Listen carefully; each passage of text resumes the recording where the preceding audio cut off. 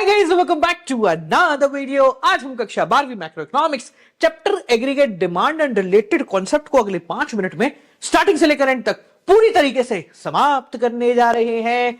अगर आपको इस चैप्टर में या किसी और चैप्टर में कोई भी परेशानी है तो यकीनन आपने हमारी ये पीछे रखी हुई हेल्प बुक अब तक ट्राई नहीं करी है, तो टेंशन रखो, डिस्क्रिप्शन में लिंक देता हूं, जाके ट्राई करो और अपनी सारी प्रॉब्लम को सॉर्ट करो।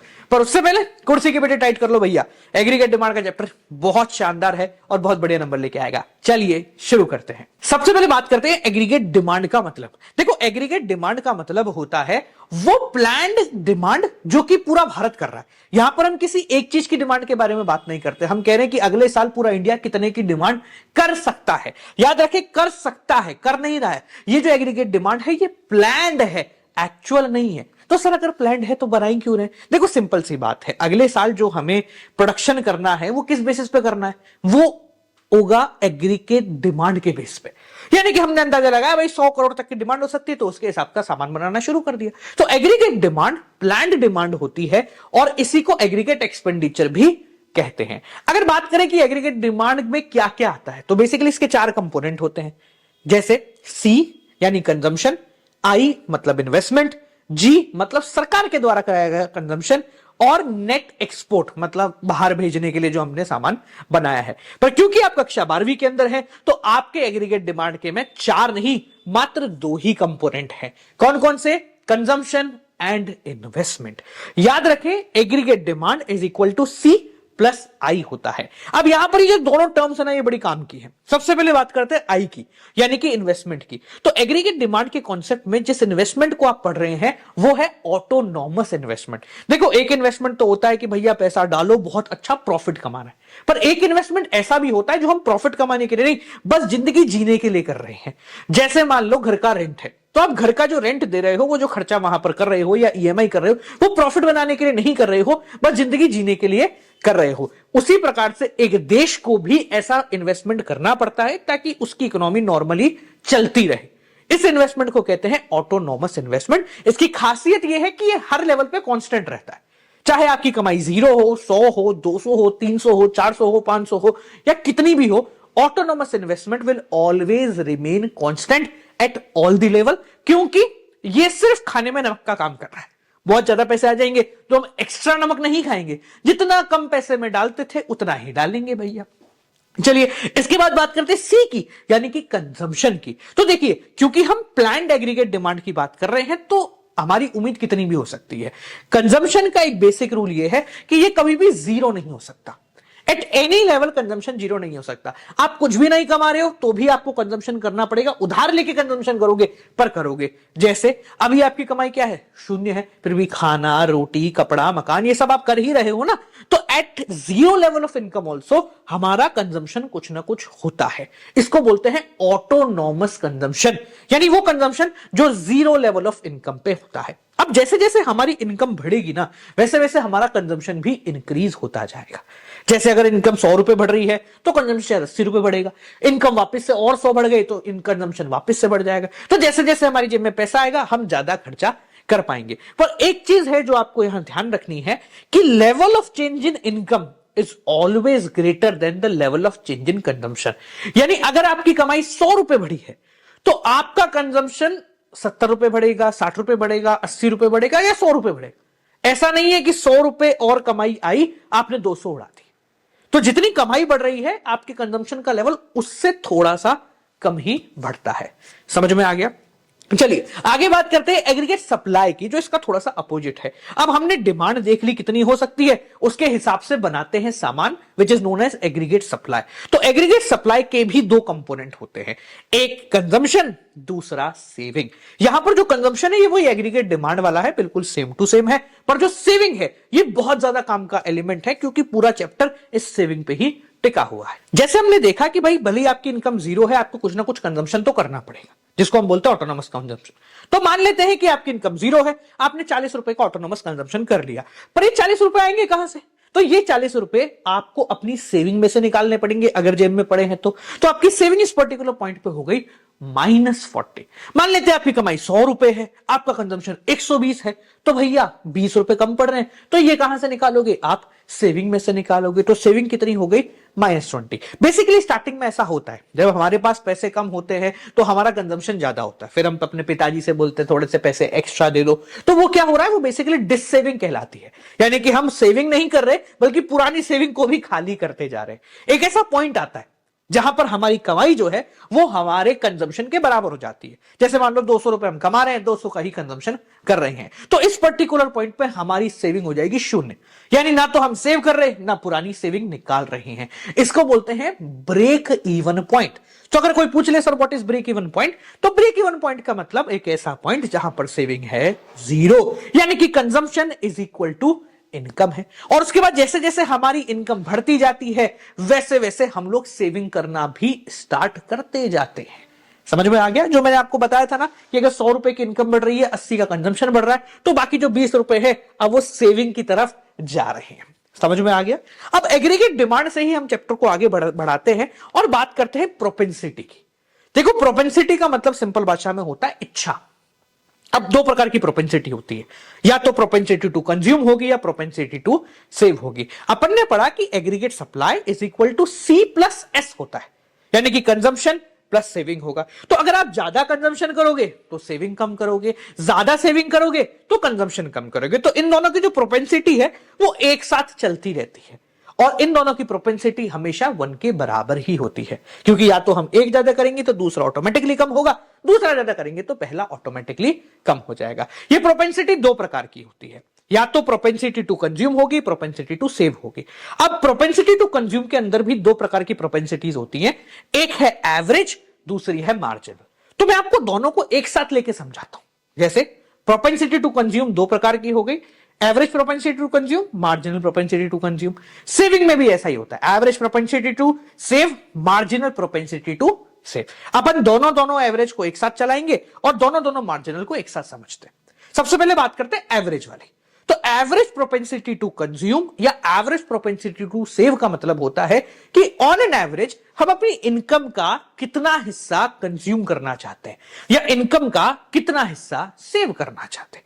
फर्ज कीजिए कि आपकी जो इनकम है वो है 100 रुपए, आपने कंजम्पशन कर लिया 120 रुपए का, तो आपका एवरेज प्रोपेंसिटी टू कंज्यूम हो गया consumption divided by income, that is equal to 1.2।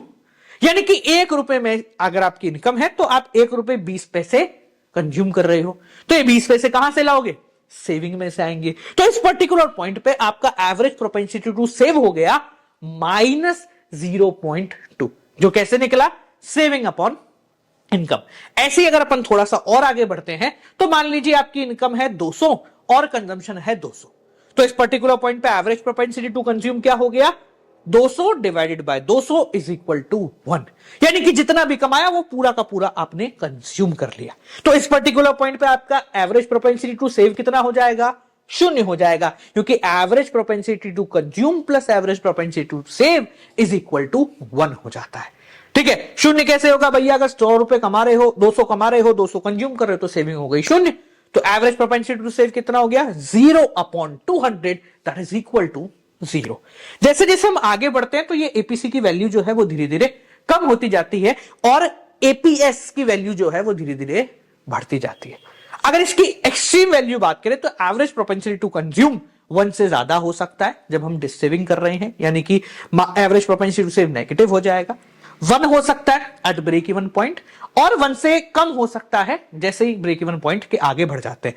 Average propensity to consume कभी भी 0 नहीं हो सकता है, क्योंकि एपीसी इज इक्वल टू 0 तभी होगा जब कंजम्पशन 0 होगा, और भैया कंजम्पशन तो हम 0 कभी करते ही नहीं है। इसके बाद दूसरे प्रकार की जो प्रोपेंसिटी होती है वो होती है मार्जिनल, यानी मार्जिनल प्रोपेंसिटी टू कंज्यूम और मार्जिनल प्रोपेंसिटी टू सेव। इसका मतलब होता है कि आपकी जो इनकम बढ़ी है उस बढ़ी हुई इनकम में से, एडिशनल इनकम में से आप कितना कंज्यूम कर रहे हो या एडिशनल इनकम में से कितना सेव कर रहे हो। सिंपल भाषा में अगर फॉर्मूला बोले तो मार्जिनल प्रोपेंसिटी टू कंज्यूम का फॉर्मूला होगा change in consumption upon change in income. Similarly MPS का फॉर्मूला हो गया change in saving upon change in income. अगर बात करते हैं हमारी इनकम सर पहले 100 थी, इन कंजम्पशन था 120, ठीक है, और अब हमारी इनकम हो गई 200, कंजम्पशन भी हो गया 200, तो यहां से हमारी इनकम में 100 रुपए का बदलाव आया और कंजम्पशन में 80 रुपए का बदलाव आया। तो what is MPC? That is equal to 80 upon 100 which is equal to 0.80। इसका मतलब मेरी जो अभी इनकम आई है, जो एडिशनल इनकम 100 रुपए की बढ़ी है, उसका 80% मैंने कंज्यूम कर लिया है। तो बाकी 20% क्या किया होगा? सेव किया होगा। चेक कर लीजिए, एमपीएस इस पॉइंट पे 0.20 ही हो रहा होगा, क्योंकि MPC plus MPS is equal to 1 होता है। अगर इनकी कुछ कैटेगरी या इसके कुछ फीचर्स की बात करें तो तुम्हारा जो मार्जिनल प्रोपेंसिटी है वो 0 और 1 के बीच में ही हमेशा घूम रहा होगा। 1 होने का मतलब है, अगर एमपीसी 1 हो जाता है कि भाई आपका जो बोनस मिला पूरा उड़ा दिया तुमने, और 0 होने का मतलब है एमपीसी कि आपने जो बोनस मिला वो पूरा सेव कर लिया है। ठीक है, ये कभी नेगेटिव नहीं हो सकते और 1 से ज्यादा नहीं हो सकते। अब यहां पर हम बात कर रहे हैं कि भाई अलग अलग लेवल पे अलग अलग कंजम्पशन है, अलग अलग लेवल पे सेविंग है। तो एक ऐसा फॉर्मूला है जो अगर आप लगा देंगे तो किसी भी लेवल पे आप कंजम्पशन पता लगा सकते हैं और किसी भी लेवल पे आप सेविंग पता लगा सकते हैं। क्या फॉर्मूला? बहुत सिंपल सा फॉर्मूला, याद करके रखना। अगर आपको कंजम्पशन पता करना है तो what is linear consumption function? C bar यानी autonomous consumption plus B into Y यानी कि autonomous consumption plus MPC into Y. देखो हो क्या रहा है, हो बेसिकली यही रहा है कि हर बार जब हमारी इनकम बढ़ती है वैसे वैसे हमारा कंजम्पशन भी बढ़ता जा रहा है। तो कितना बढ़ रहा है वो हमारे एमपीसी से डिफाइन कर दिया जाएगा। तो अगर आपको किसी भी लेवल पर कंजम्पशन निकालना है तो autonomous consumption plus MPC into Y यानी इनकम जिस लेवल पे आपको निकालना है। अगर सेविंग की बात करें तो सेविंग का भी कुछ ऐसा ही होता है। क्या हो गया फॉर्मूला? माइनस सी बार, क्योंकि स्टार्टिंग में जितना हम 0 लेवल पे कंजम्पशन कर रहे हैं उतना ही पैसा जेब में से निकालना पड़ेगा। तो यहां पर हमारा जो फॉर्मूला बना वो बना minus C bar plus MPS into Y. और अपन ने एक फॉर्मूला पढ़ा है कि MPC plus MPS is equal to 1 होता है। तो अपन एमपीसी को 1 माइनस एमपीएस भी लिख सकते हैं। ठीक है, इस फॉर्मूले को इस्तेमाल करो, किसी भी लेवल पे आप कंजम्पशन या सेविंग निकाल सकते। इसके बाद बात करते हैं इन्वेस्टमेंट की। देखो इन्वेस्टमेंट 2 प्रकार के होते हैं। एक तो मैंने आपको बता दिया ऑटोनोमस इन्वेस्टमेंट, यानी वो इन्वेस्टमेंट जो मजबूरी में किया जाता है, जिसको करना बहुत ही ज्यादा जरूरी है। जैसे अगर आप रेंट पे रह रहे हो तो रेंट तो देना जरूरी है। वो ऑटोनोमस इन्वेस्टमेंट है, वो कांस्टेंट रहता है थ्रू आउट, आपकी इनकम कितनी भी हो जाए आपका वो इन्वेस्टमेंट उतना का उतना ही रह रहा होगा। चाहे आप इस साल 0 कमाओ, 100 कमाओ, 200 कमाओ, 500 कमाओ, रेंट अगर 400 है तो वो 400 देना ही पड़ेगा। यानी कि प्रॉफिट से गाइड नहीं होता है, कितना भी हो हमें सेम इन्वेस्टमेंट करना पड़ेगा। दूसरे प्रकार का इन्वेस्टमेंट जिसको आप और मैं जानते हैं वो है इंड्यूस्ड इन्वेस्टमेंट, यानी ऐसा इन्वेस्टमेंट जो कि प्रॉफिट कमाने के लिए किया गया है। तो इसका जो ग्राफ है वो ऊपर जाता है, जितनी ज्यादा आपकी इनकम होगी उतना ज्यादा आप इन्वेस्टमेंट करोगे ताकि आपको ज्यादा प्रॉफिट मिले। अब जब आप इन्वेस्टमेंट कर रहे हो तो इन्वेस्टमेंट 2 प्रकार की चीजों पर डिपेंड करता है। एक है मार्जिनल एफिशिएंसी, दूसरा है रेट ऑफ इंटरेस्ट। सिंपल भाषा में बोले कि अगर मैं एक प्रोजेक्ट में 10 लाख रुपए लगा रहा हूं कहीं और से लोन लेके, तो मुझे यह देखना पड़ेगा कि अगर लोन का इंटरेस्ट 10% है, यानी कि मुझे 10 लाख के बदले 1 लाख रुपए ब्याज चुकाना है, तो मैं एटलीस्ट इतना तो वहां से कमा लूं कि ये ब्याज चुक जाए और थोड़ा बहुत मेरे पास पैसा आ जाए। तो जितना वहां से मुझे रिटर्न मिलेगा उसको बोलते हैं मार्जिनल एफिशिएंसी ऑफ इन्वेस्टमेंट, और जितना मुझे इंटरेस्ट चुकाना है वो लगेगा रेट ऑफ इंटरेस्ट। तो अगर आपका इन्वेस्टमेंट प्रॉफिटेबल है तो वो कब होगा? जब MEI is greater than rate of interest. ठीक है, अब इस चैप्टर में 2-3 इंपॉर्टेंट पॉइंट्स हैं जो आपको ध्यान रखने हैं, 1 मार्क में पूछ लेते हैं या 2 नंबर में। जैसे फुल एम्प्लॉयमेंट क्या होता है? देखो सिंपल भाषा में बोले तो फुल एम्प्लॉयमेंट का मतलब होता है पूर्ण रोजगार। अब पूर्ण रोजगार का मतलब ये नहीं कि सबको रोजगार मिल गया। पूर्ण रोजगार का मतलब है जो लोग काम करना चाहते हैं, कर सकते हैं, उनको काम मिल जाए, तो वो कहलाता है पूर्ण रोजगार।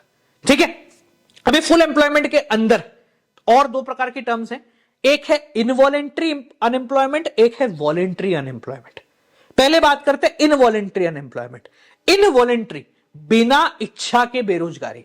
तो इनवॉलेंट्री अनएम्प्लॉयमेंट का मतलब होता है कि मैं हूं व्यक्ति, मुझे काम चाहिए, मैं काम करने को तैयार हूं, जो काम मिलेगा मैं वो करने को तैयार हूं, पर मुझे काम नहीं मिल रहा।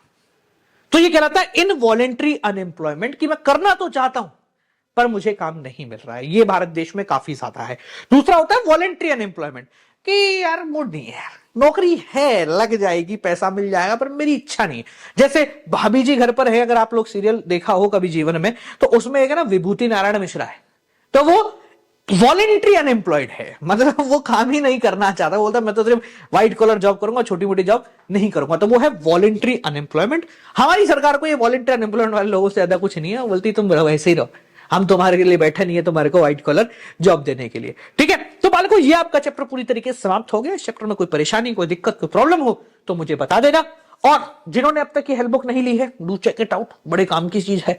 ठीक है, डिस्क्रिप्शन में इसका भी लिंक है। मिलता है आपसे अगली वीडियो के साथ, तब तक के लिए नमस्कार।